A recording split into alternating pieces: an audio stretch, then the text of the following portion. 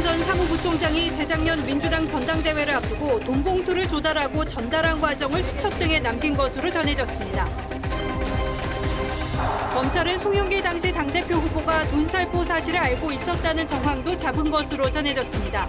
민주당 내부에서는 송영길 전 대표가 귀국해 조사를 받아야 한다는 목소리가 나왔습니다. 북한이 어제 발사한 미사일은 고체 연료를 사용한 대륙간 탄도미사일 ICBM 화성 18형이라며 발사 장면을 공개했습니다. 이재명 대표가 네 번째 재판에 출석했습니다. 유동규 전 본부장은 김문기 전 처장이 이 대표로부터 칭찬을 받았다는 자랑도 했다고 증언했습니다. 지옥철이라는 오명을 낳은 김포 골드라인에 정부가 셔틀버스 투입 등을 대책으로 내놨습니다. 교통혼잡 해소로 이어질 수 있을지 따져봤습니다. 박원순 전 시장 유족 측을 법률 대리했던 정철승 변호사가 자신의 성추행 피소 사건에 대해 가짜 미투라고 주장했습니다. 또 피해자와 자신이 정치 성향이 달라 벌어진 일이라고 했습니다. 미국 기밀문서 유출 의혹 피의자는 공군 일병이었습니다. 미 당국은 장갑차를 동원해 체포했습니다.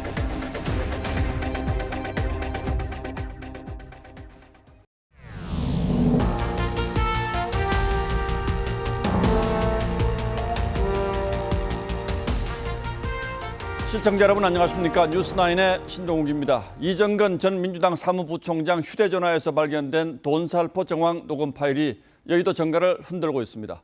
검찰은 녹음 파일 외에 돈 전달 과정이 세세히 적힌 이른바 이정근 노트가 있다는 진술도 확보한 것으로 알려졌습니다. 녹음 파일에 이어서 이 노트가 확보된다면 핵폭탄급 판도라의 상자가 하나 더 열리는 셈이죠.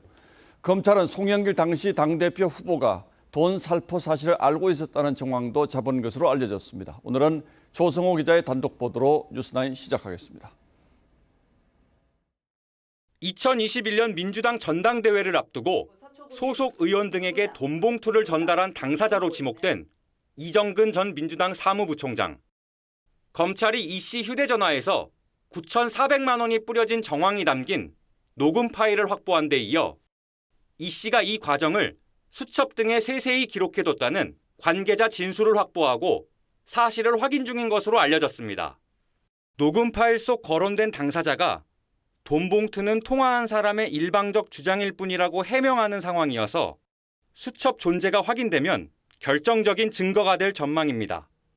현재 이 씨는 검찰 수사에 협조하면서 돈 전달 당시 상황 등을 진술하는 것으로 전해졌습니다. 전당대회 직전 돈을 받은 대상자로 지목된 민주당 국회의원과 당직자는 적게는 40명에서 많게는 77명에 육박하는 상황입니다. 특히 국회의원에게 돈이 전달될 때는 송영길 전 대표 보좌관이 300만 원짜리 돈봉투 20개를 만든 정황도 드러났습니다. 검찰은 녹음 파일에서 송 전 대표가 돈살포를 알았을 것으로 추정되는 내용을 확인하고 송 전 대표가 어디까지 관여했는지 확인 중입니다. 프랑스에 있는 송 전 대표는 이 전 사무부총장의 개인적 일탈이라며 선을 그었습니다. TV조선 조성호입니다.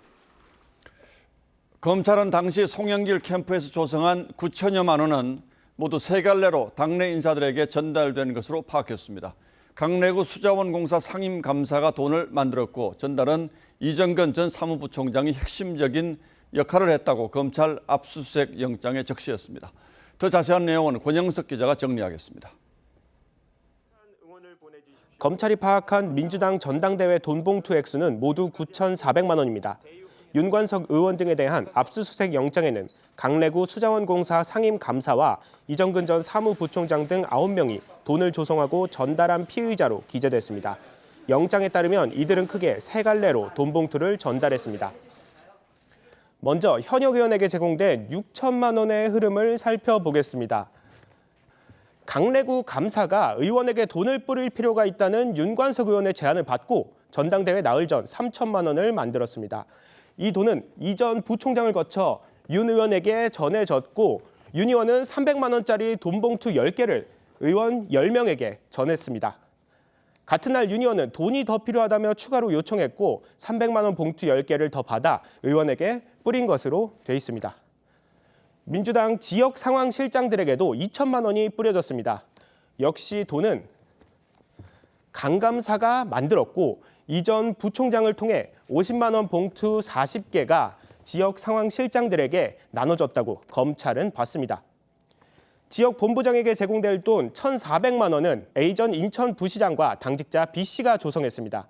이 역시 이전 부총장과 강 감사를 거쳐 지역 본부장 17명에게 50만 원씩 제공됐다는 겁니다.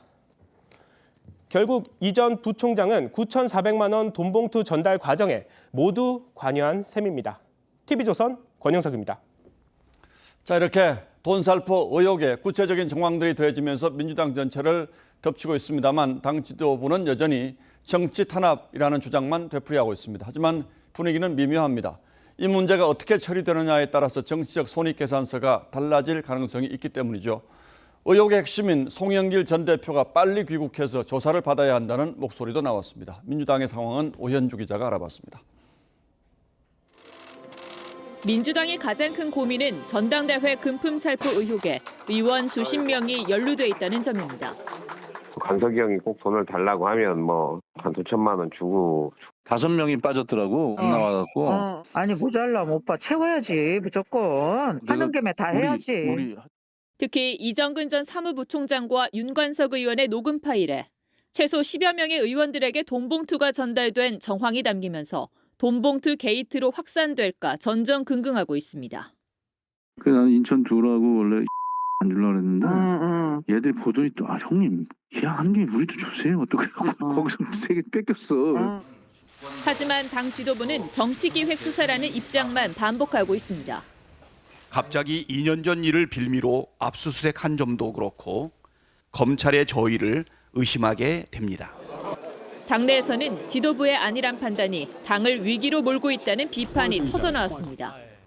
정치 탄압이다라고 하는 그 이야기만 반복하고 있는 건 저는 오히려 화를 자초하는 일이 될 수도 있다. 특히 파리에서 방문 연구교수로 지내고 있는 송영길 전 대표가 서둘러 귀국해 검찰 수사를 받아야 한다는 주장들도 나옵니다.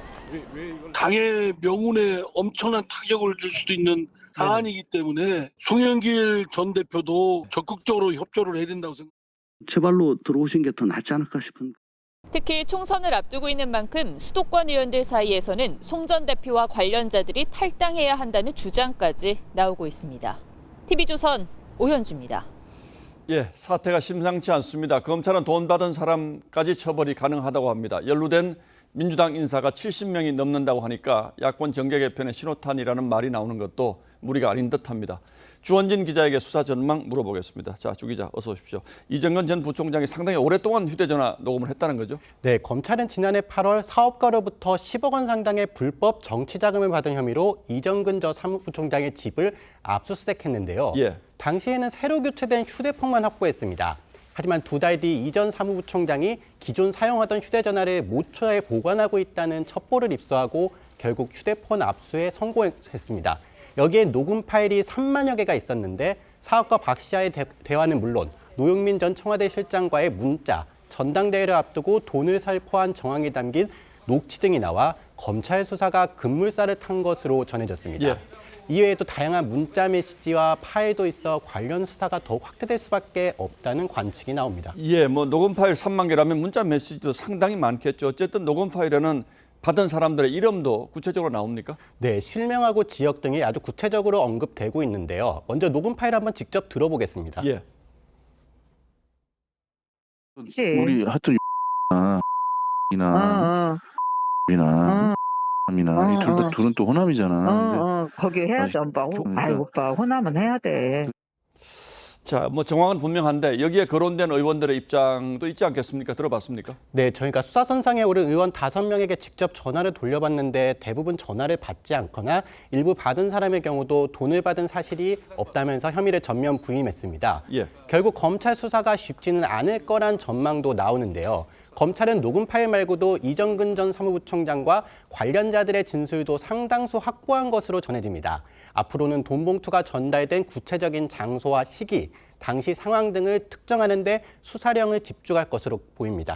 자, 그러니까 저희가 오늘 머릿기사로 보도한 이정근 노트 이게 발견된다면 뭐 또 구체적인 정황이 특정될 수도 있겠죠. 그런데 지금 최대 300만 원 정도 아닙니까? 이 정도 가지고 뭐 얼마나 처벌을 할 수 있을까요? 네, 정치권에서는 뭐 관례적으로 전당대회나 할 때 선거운동원이나 당직자에게 소액의 교통비 등을 제공해 줘 왔는데 예. 이게 큰 문제냐 하는 얘기가 나옵니다. 이런 문제 때문에 2013년 중앙당에서 공식적으로 돈을 줬을 때는 처벌을 면제하는 예외 조항이 만들어졌습니다. 하지만 이번 경우는 당과 상관없이 정당 밖에서 들어온 돈이라서 예외에 해당되지 않다는 게 법조계의 의견입니다. 예. 또 2008년 당시 한나라당 전당대회에서 박희태전 국회의장이 300만 원이 든 돈 봉투를 전달한 혐의로 의원직 상실에 해당하는 징역 8개월, 집행유예 2년을 확정받은 적도 있습니다. 검찰은 금전소모가 큰 선거 특성상 300만 원 돈 봉투가 큰 역할을 한다며 실형구형 등 엄벌이 필요하다는 입장입니다. 자, 그리고 이제 핵심은 송영길 전 대표인데 본인은 물론 이정근 부총장의 개인적 일탈이라고 좀 선을 긋고는 있습니다만 구체적인 정황들이 여러 가지 나온 걸 보면 몰랐다 이렇게 주장하기는 좀 어렵지 않습니까? 네, 검찰은 압수수색 영장에 피의자 9명을 적시했는데요. 이들 대부분이 2021년 송영길 캠프에서 선거를 치렀던 사람들입니다. 송 전 대표 보좌관도 돈 봉투를 만드는데 직접 관여한 것으로 파악됐고요. 이정근 녹음 파일에도 송 전 대표 이름이 여러 차례 언급된 것으로 전해졌습니다.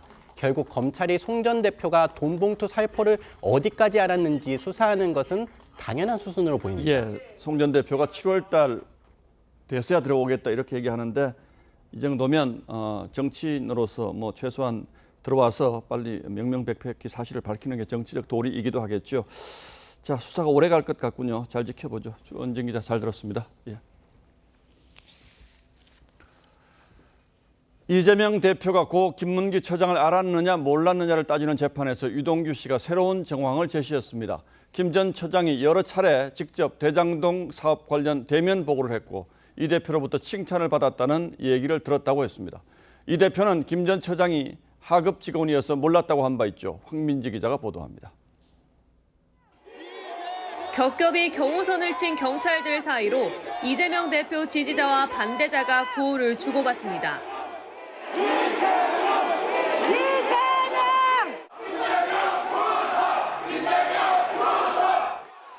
법원에 도착한 이 대표는 굳은 표정으로 법정으로 향했습니다.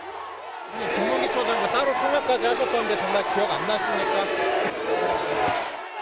지난 출석 당시 계란 투척 사건이 벌어져 법원 방호원도 단단히 대비한 모습이었습니다.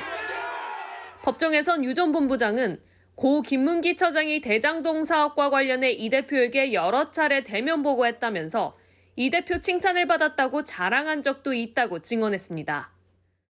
그러면서 자신도 위례 대장동 사업과 관련해 김 전 처장과 같이 보고한 일도 있다고 밝혔습니다. 김 처장을 몰랐다는 이 대표의 주장을 다시 한번 반박한 겁니다. 앞선 재판에서 유 전 본부장과 눈도 마주치지 않았던 이 대표는 증언 후 떠나는 유 전 본부장을 끝까지 주시했습니다. 2주 뒤 재판에선 이 대표 측이 유 전 본부장을 신문합니다. TV조선 황민지입니다. 백현동 브로커로 알려진 김인섭 씨도 결국 구속 갈림길에 서게 됐습니다. 김 씨는 백현동 아파트 인허가 문제를 해결해주는 대가로 70억 원이 넘는 큰 돈과 식당 사업권을 챙기는 혐의를 받고 있습니다. 영장실질심사에 나온 김 씨는 인허가 해결의 대가가 아닌 동업자로서 받은 지분이라고 반박했습니다. 보도에 서영일 기자입니다. 김인섭 씨가 영장실질심사를 받기 위해 법원으로 들어섭니다. 정진상 씨랑 친분 아직 부인하세요? 통화랑 연애는 왜 하셨습니까? 김 씨는 백현동 인허가를 풀어주는 대가로 사업 시행자인 정모 씨로부터 77억 원과 공사장 식당 사업권을 받은 혐의를 받습니다. 검찰은 김 씨가 이재명 대표의 최측근인 정진상 전 실장과의 친분을 이용해 인허가에 개입한 것으로 의심합니다. 영장실질심사에서 검찰은 김 씨가 백현동 부지를 자연녹지에서 준주거지역으로 4단계 상향시키는 등 각종 인허가에 개입한 뒤 돈을 챙겼다고 주장했습니다. 김 씨 측은 돈 수수 사실은 인정하면서도 동업지분이라고 반박했습니다. 더욱이 당시는 다른 사건으로 수감된 상태여서 인허가 개입이 불가능했다며 기존 입장을 반복한 것으로 알려졌습니다. 검찰은 김 씨 신병을 확보하는 대로 당시 결재선상에 있던 정진상 전 실장과 이재명 대표에 대한 수사에 속도를 낼 전망입니다. TV조선 서영일입니다. 북한이 어제 동해상으로 발사한 탄도미사일은 고체 연료를 사용한 ICBM 화성 18형이며 시험 발사에 성공했다고 주장했습니다. 이 주장이 사실이라면 북한으로선 또 한 단계 기술 발전을 이룬 셈이고 우리는 추적 탐지가 그만큼 더 어려워질 수 있습니다. 구민성 기자의 보도 먼저 보시고 우리 군은 어떤 대책이 있는지 이어서 따져보겠습니다.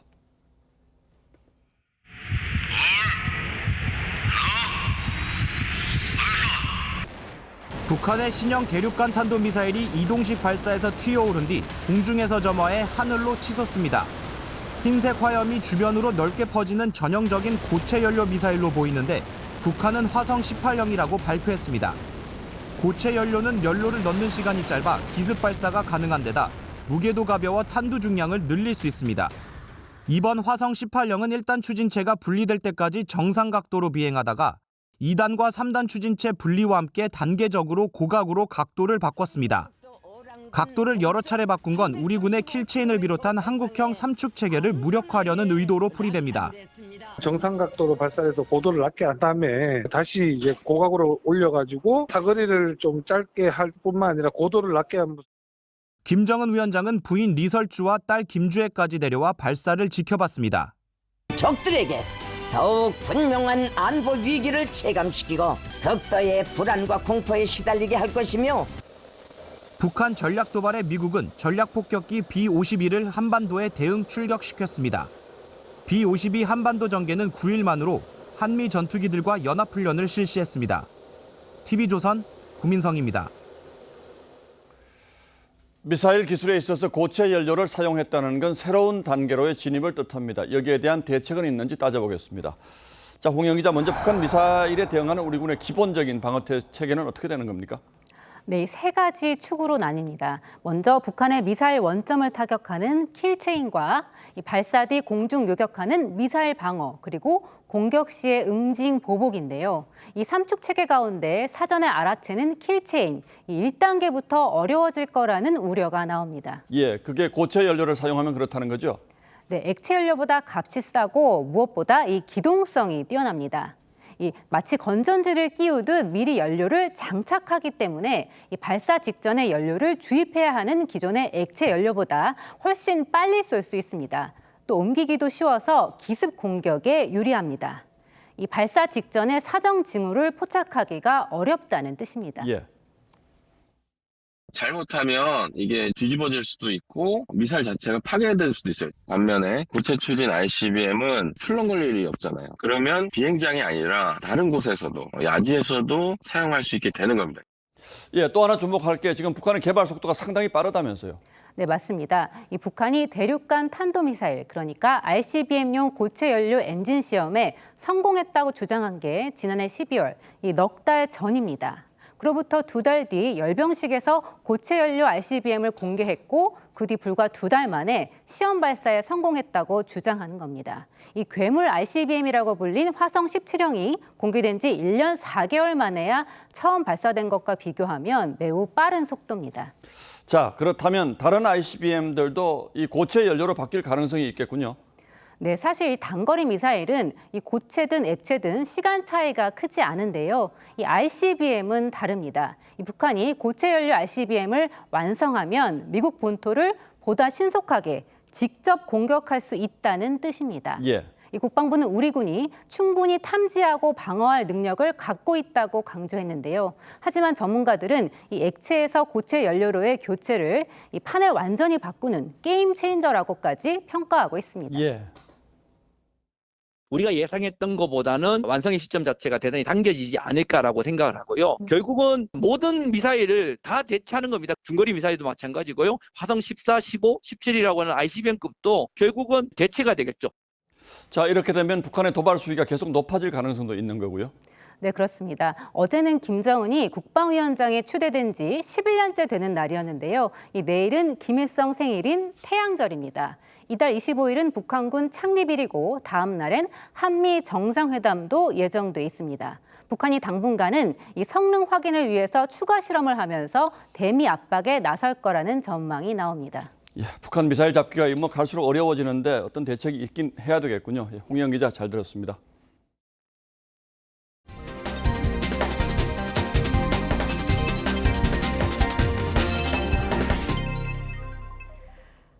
김포에 신도시가 들어서면서 인구가 급격히 늘었습니다. 그렇다 보니까 서울과 김포를 오가는 도시철도 김포 골드라인은 지옥철이라는 오명이 나왔습니다.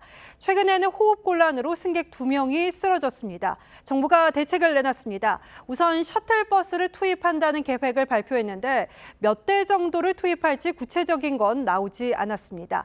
또 수륙 양용버스를 이용해서 김포에서 한강공원까지 강 위로 이동하고 한강공원부터는 도로를 달려서 환승 없이 서울에 도착하는 방안을 검토하기로 했습니다. 김포 시민들 호소에 부랴부랴 내놓은 대책이라는 시선을 지울 수 없습니다. 과연 교통 혼잡 해소로 이어질 수 있을지 정수영 기자가 짚어봤습니다. 출근 시간대 김포 골드라인 풍무역 승강장.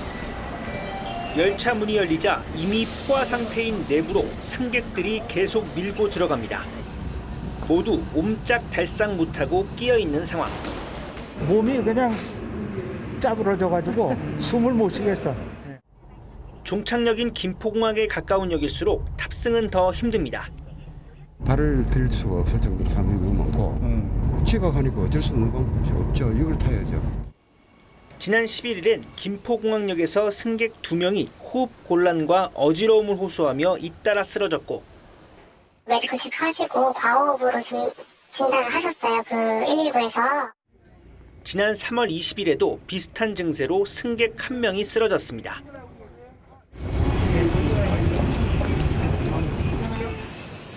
정원 172명의 열차에 2배 넘는 인원이 타다 보니 압사에 가까운 공포를 매일 느낄 정도의 밀집도와 수도권 지하철 중 가장 높은 혼잡도로 이어지는 겁니다. 결국 정부가 나섰습니다.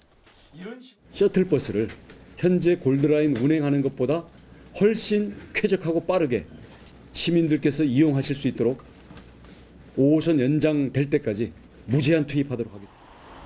원장관은 이를 위해 서울시 관할 구간에 버스 전용 차로 추가 지정도 요구했습니다. 하지만 실효성은 의문이라는 지적이 나옵니다. 버스 같은 것도 내가 타기 편한 위치에 있으면 좋지만 마냥 걸어가서 탄다면 그건 있으나마나 하는 거죠. 서울시는 수륙 양용버스 투입까지 검토하겠다고 밝혔지만 출퇴근 수요가 있을지 회의적이란 분석입니다. 전문가들은 효과적 수요 분산을 위해 대체버스의 정시성 확보 대책이 시급하다고 조언합니다. TV조선 정수양입니다. 외국인 탑승객 1명이 숨지고 30여 명이 다친 충북 충주 교통사고는 이 관광버스 운전기사가 비탈길에서 기어를 바꾸는 과정에서 시동이 꺼지면서 일어난 것으로 드러났습니다. 게다가 도착을 거의 앞둔 상황에서 일부 승객이 안전벨트를 푼 것도 피해를 키웠습니다. 이승훈 기자입니다. 관광버스가 가파른 오르막길에서 멈춥니다. 뒤에 차가 있나요? 시동이 꺼진 거죠? 시동이 꺼진 관광버스는 갑자기 빠른 속도로 비탈길 아래로 미끄러져 내려갑니다.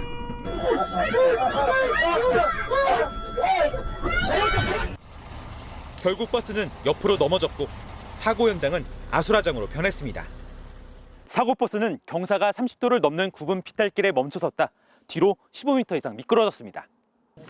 사고가 난 관광버스는 경주 관광을 마치고 이스라엘 국적 관광객 33명을 태우고 숙소로 돌아가던 길이었습니다.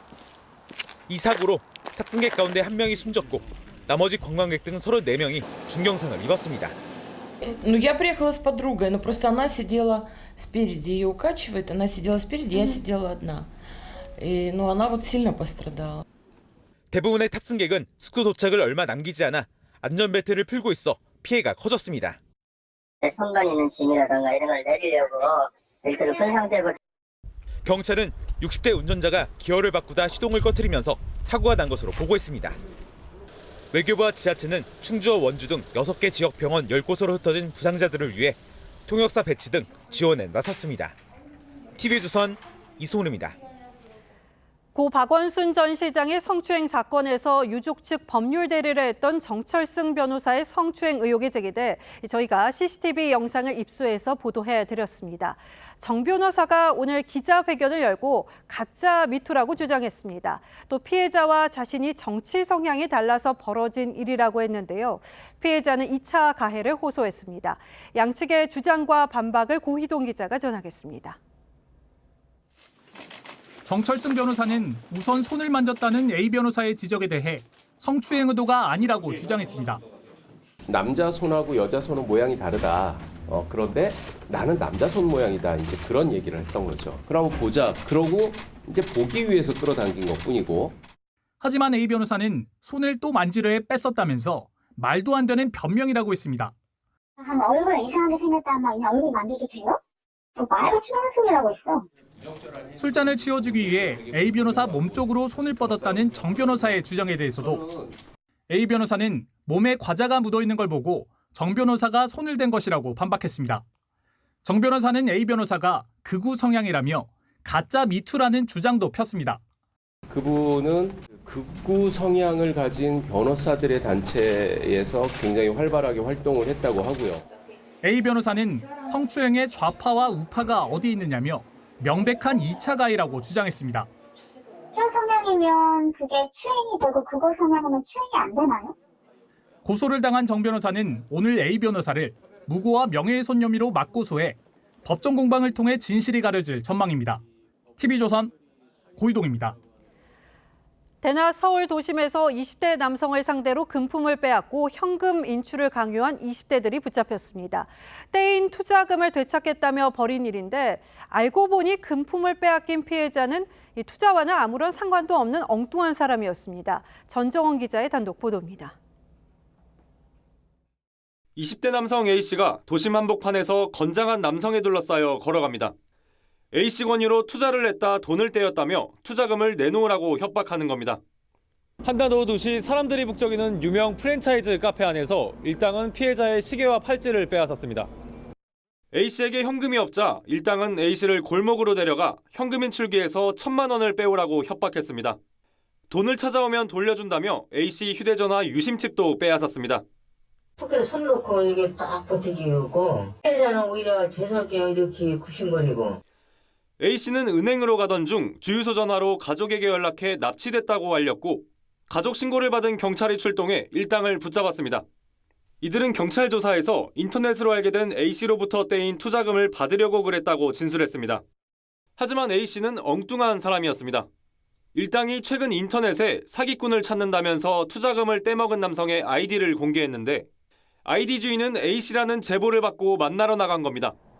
하지만 두 아이디는 비슷하지만 달랐고 A씨는 사정을 들은 뒤 처벌을 원치 않는다는 입장을 밝혔습니다. 경찰은 현행범 체포된 이들을 입건하고 어떤 혐의를 적용할지 검토 중입니다. TV조선 전정원입니다.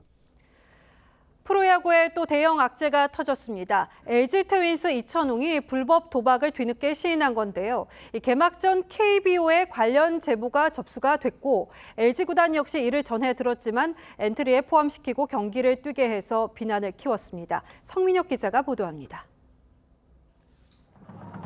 지난 2일 KT와의 원정 경기 연장 11회 초 이천웅이 대타로 나와 방망이를 갖다 댑니다.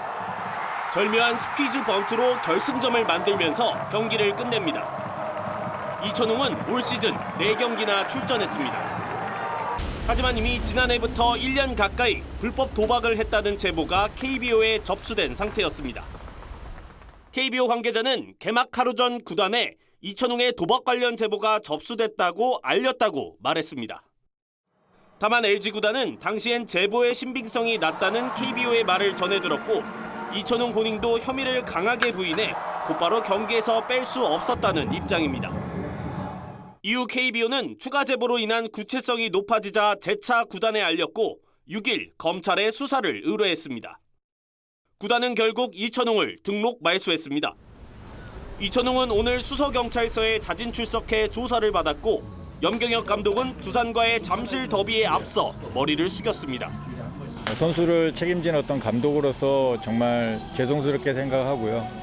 그리고 또 야구를 좋아하시는 팬분들께 또 한 번의 실망을. LG는 11년 전에도 경기 조작에 가담한 박현준의 말만 믿었다가 범행이 사실로 드러나 큰 곤욕을 치렀는데 이번에도 뒷수습이 빠르지 못했다는 비판이 나오고 있습니다. TV조선 성민혁입니다. 이 환경단체와 민주노총 등 350개 시민단체가 정부 세종청사에 몰려가 시위를 벌였습니다. 원전과 케이블카 설치 등이 기후 위기를 가속화한다며 정부를 규탄했는데요. 생각은 다를 수 있습니다. 그런데 집회가 끝난 거리에 남겨진 각종 낙서와 스티커를 보자니 이 환경을 위한 집회가 맞나 의문이 들었습니다. 이태희 기자가 보도합니다. 집회 참가자 3천여 명이 기후학당 정부란 현수막을 들고 행진합니다. 북과 끈거리를 치고 부부젤라도 붑니다. 정부 세종청사 앞 도로를 사실상 점거했습니다.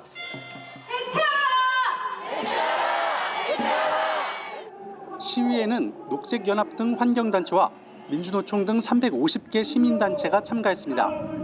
이들은 정부 부처가 밀집해 있는 청사 앞 도로 2.2km를 행진했습니다. 산업계의 탄소 감축 부담을 줄여준 정부의 탄소 중립 기본계획 철회도 주장했습니다. 기본계획 당장 철회하라! 그런데 시위가 끝난 거리 이곳저곳은 사인펜과 분필 낙서로 지저분했습니다. 산업통상자원부 담장엔 핵발전소 등 개발을 중단하라는 내용의 전단지들이 가득 붙었습니다. 고유가와 함께 전기료급 등의 원인으로 꼽히는 탈원전을 주장한 겁니다.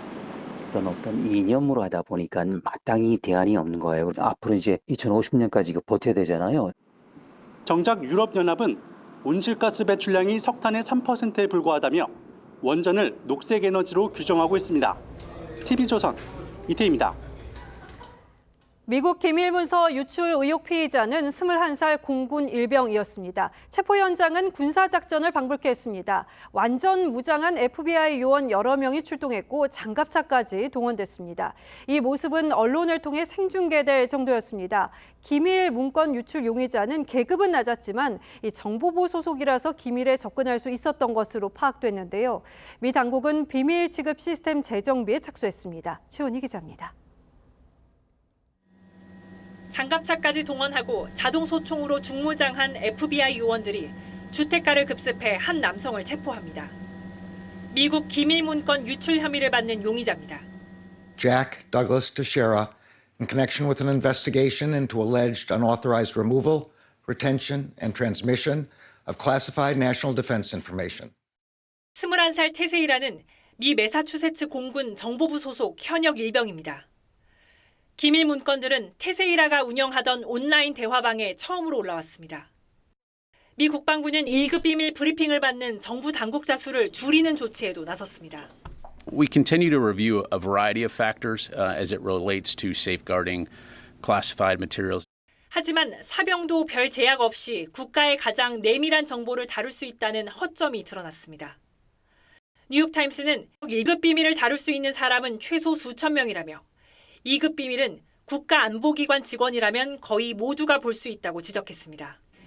수사당국은 테세이라를 통해 기밀 문건의 유출 규모와 목적, 조작과 공범 여부 등을 조사하고 있습니다. 이번 사건에 대해 처음으로 입을 연 바이든 대통령은 우려하지만 중대한 결과를 초래할 상황은 없다며 파문 확산을 경계했습니다. TV조선 최원입니다.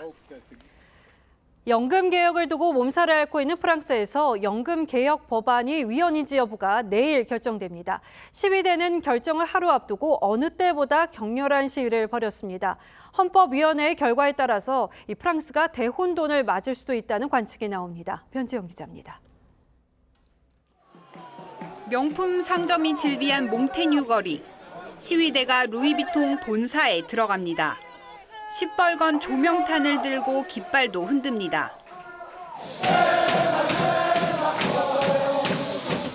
연금 개혁안에 반대하며 부자들에게 세금을 더 걷어 연금을 충당하라고 주장합니다. Dans la poche des milliardaires, voilà. Ici, on est au siège social LVMH. C'est le siège de Bernard Arnault, qui est le milliardaire le plus riche. 또 다른 시위대는 헌법위원회 앞에서 경찰과 대치합니다. 연금 개혁안 위헌 여부 심사를 하루 앞두고 헌법위를 압박하는 차원입니다. Il y a des millions de gens dans la rue, il n'y a pas de raison qu'on n'entende pas ce que les gens ont à dire. On ne veut pas travailler jusqu'à 64 ans, il y a d'autres... 곳곳에서 시뻘건 화염이 치솟습니다. 경찰은 물대포와 최루탄을 쏘며 시위대와 몸싸움을 벌입니다. 주최 측은 100만 명 이상 시위에 참여했다고 주장합니다. La violence est montée d'un cran après l'utilisation du 49.3 parce qu'il y a beaucoup plus de gens qui se sont sentis bafoués, qui ont compris que le gouvernement n'allait rien écouter.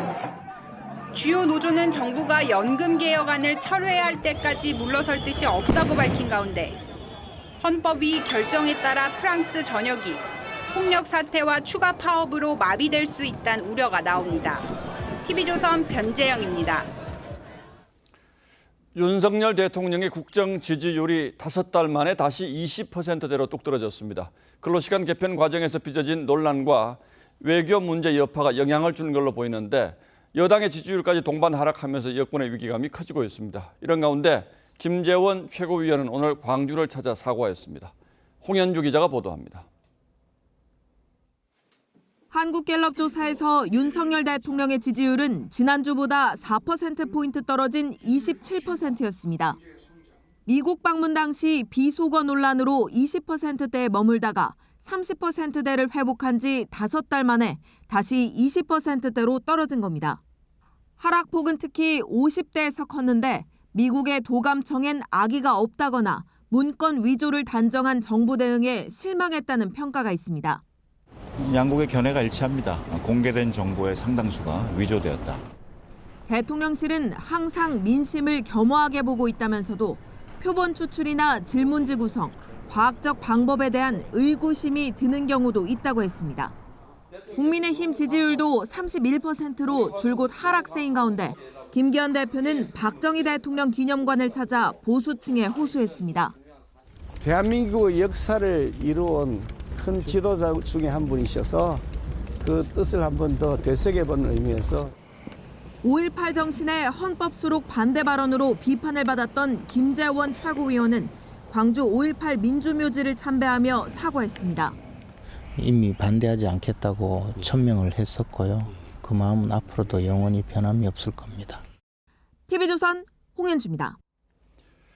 하지만 국회는 갈수록 대화도 타협도 토론도 양보도 없는 일방 독주의 분위기로 흐르고 있습니다.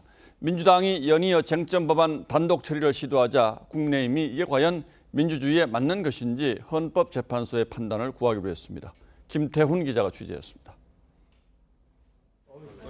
지난달 21일 여당 의원들이 모두 퇴장한 가운데 야당이 단독으로 방송법 개정안을 본회의에 직회부했습니다. 한석이라도 더 얻고자 하는 것은 헌법에서 규정된 국회의 의결 방법, 다수결 원칙을 지키기 위한 것입니다. 여당은 방송법 개정안이 민주당과 가까운 인사들로 공영방송의 사장과 이사회를 채우려는 민주당의 공영방송 장악 시도라고 반발했지만 거대 야당의 벽을 넘지 못했습니다.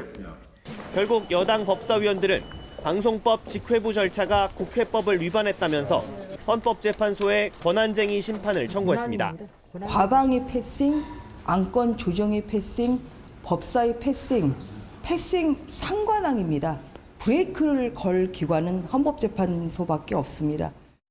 국회법은 법사위에 이유 없이 60일 넘게 계류할 경우 직회부가 가능하도록 하고 있는데 방송법의 경우 법사위 제2소위에서 논의를 하고 있었기 때문에 이유 없이라는 직회부 조건에 해당하지 않는다는 겁니다.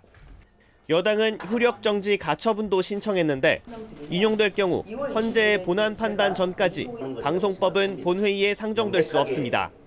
민주당은 여당이 지연작전을 폈기 때문에 방송법의 본회의 직회부는 적법하다고 반박했습니다. TV조선 김태훈입니다. 지금 온라인상의 정부 민원 서비스는 각 부처별로 다 흩어져 있습니다. 이게 1,500가지 정도 된다고 하는군요. 정부가 이걸 하나의 통합 플랫폼에 모아서 국민 불편을 줄여주겠다는 계획을 발표했습니다. 부처 간의 벽을 허물고 하나의 서비스 시스템을 구축하겠다는 원대한 계획입니다. 유혜림 기자가 그 구체적인 내용을 알아봤습니다. 복지 혜택 신청은 복지로, 민원 서류는 정부24, 국세 업무는 홈택스 등 업무별로 일일이 찾아야 하는 불편함이 2026년부터 사라집니다. 윤석열 대통령의 대선 공약이었던 디지털 플랫폼 정부 추진으로 1,500여 개의 정부 서비스를 한 곳에서 하나의 아이디로 처리할 수 있게 됩니다. 흩어져 있는 정보를 원 플랫폼에 통합을 해서 국민들과 또 정보 관계자들이 활용할 수 있도록 그렇게 하고 챗GPT 등 인공지능의 정부 문서를 학습시키는 정부 전용 초거대 인공지능도 도입됩니다. 행정 서비스에 필요한 첨부 서류를 모두 없애 공공부문 종이 사용량을 절반으로 줄여 연간 2조 원을 아낀다는 계획입니다. 놓치기 쉬운 정부 서비스를 인공지능이 개개인별로 알아서 챙겨주는 혜택 알림이 서비스도 2026년이면 도입됩니다. 세계 최초로 정부 전용 초거대 AI를 도입하여 정부 행정의 효율을 획기적으로 높여나가도록 하겠습니다.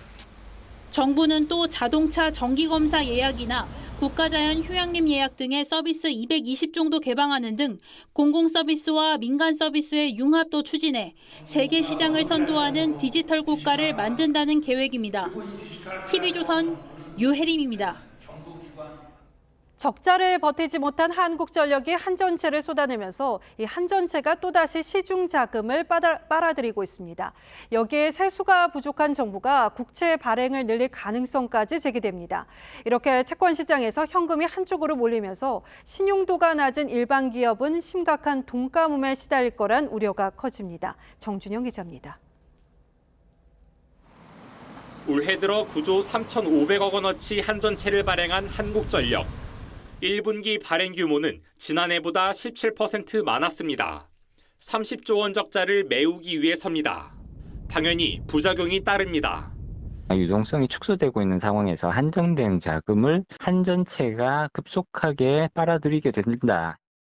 실제로 지난해 A급 회사채 미매각률은 26.7%로 지난해 같은 기간 대비 큰 폭으로 증가했습니다. 전기요금 인상을 계속 미루고 채권을 찍어내는 대응이 한계에 다다랐다는 관측도 나옵니다.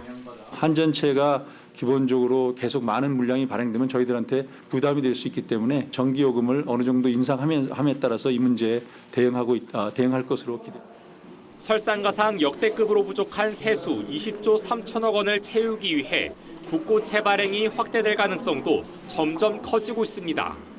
예산 집행을 해야 되니까 돈이 필요한 거지 않겠어요? 채권을 발행해야 되지 않겠나 싶습니다.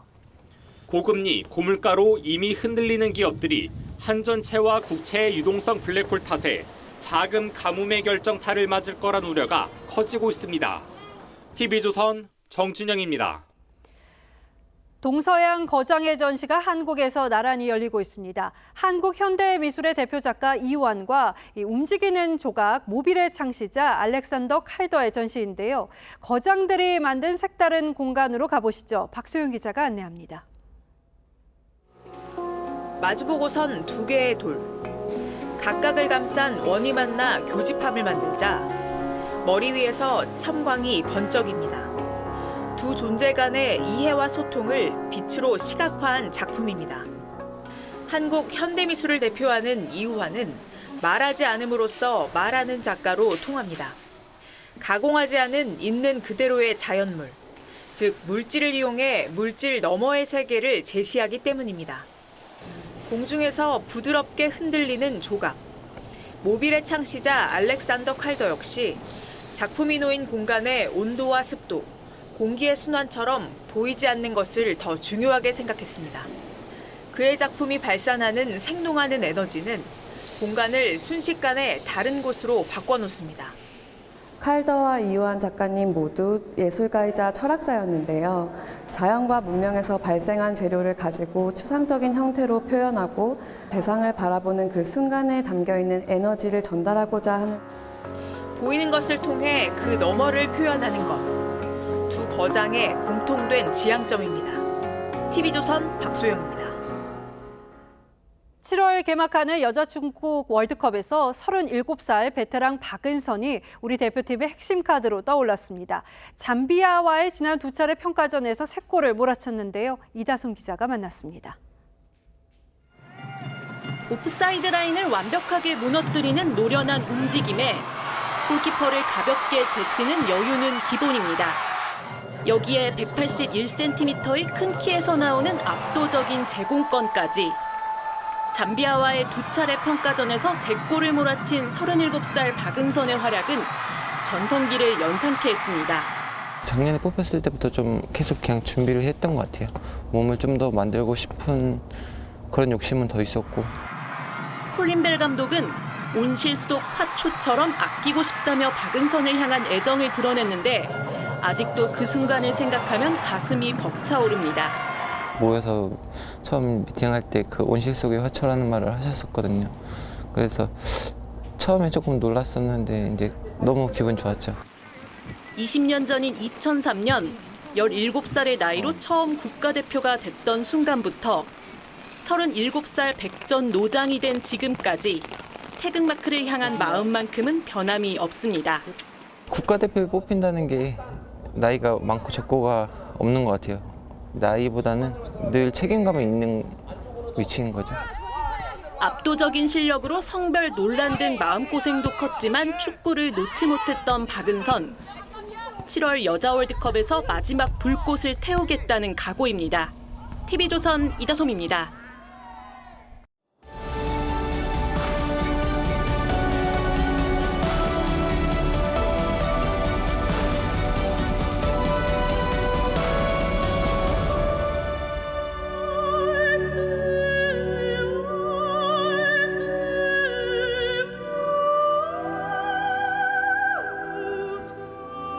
뜨보로자기 어린 삼남매를 차례로 일른 절망 속에서 쓴 명곡입니다. 어머니의 노래를 가르쳐줄 아이들이 없음에 하염없이 눈물 짓습니다. 깊은 밤 시인 정지용이 유리창을 닦습니다. 거기 어리는 차갑고 슬픈 것을 지우고 또 지워봅니다. 밤에 홀로 유리를 닦는 것은 외로운 황홀한 심사위원이 고운 폐혈관이 찢어진 채로 너는 산새처럼 날아갔구나. 정지용이 이겨보려 애쓴 절망도 자식의 죽음이었죠. 그런 어린 아들을 폐렴으로 잃었습니다. 자식 앞세우는 참척보다 더한 삶의 고통은 없습니다.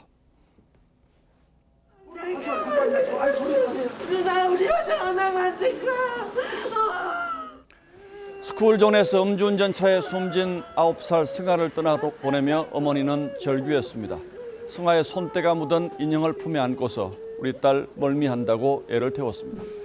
66살 운전자가 승아를 치기 앞서 낮술에 몸도 가누지 못하고 비틀거리는 장면입니다. 부끄럽다 못해 참담한 어른의 모습입니다.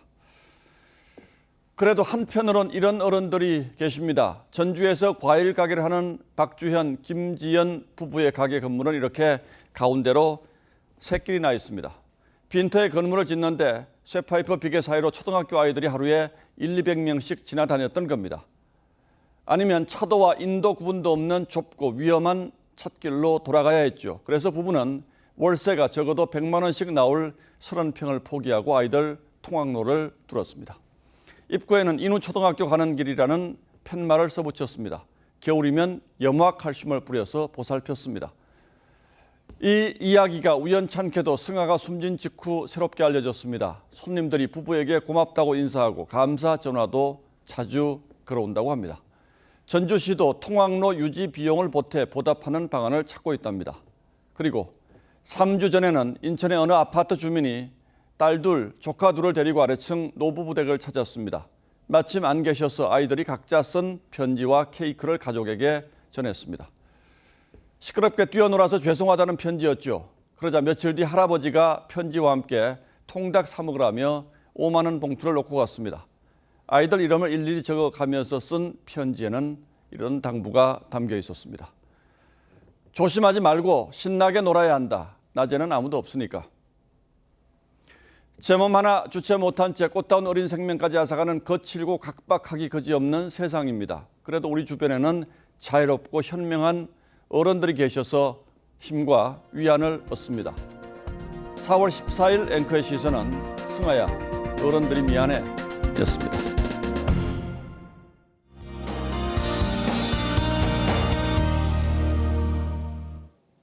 이번 주말에는 외출하실 때 조금 불편할 수 있겠습니다. 내일은 전국에 비가 내리겠고 일요일에는 다시 황사가 유입되겠는데요. 계획 세우실 때 참고하셔야겠습니다. 비는 충청 이남 지역에서 내일 전국으로 확대되겠는데요. 남부 지역은 최고 40mm, 중부 지역은 최고 10mm 정도가 오겠습니다. 중부 일부 지역은 모레에도 비가 가끔 오는 곳이 있겠습니다. 비와 함께 대기질을 회복하나 싶더니 황사가 또 발원했습니다. 지금 북서풍을 타고 황사가 날아오고 있는데요. 내일 오후 중부지방부터 영향을 받기 시작하겠고요. 이후에는 전국으로 확대되겠습니다. 내일 낮 기온은 전주와 대전이 20도, 서울은 18도를 보이겠고요. 모레에는 기온이 좀 떨어지면서 쌀쌀하겠습니다. 날씨였습니다. 예, 4월 14일 금요일 뉴스9는 여기서 모두 마치겠습니다. 시청해주신 여러분 고맙습니다.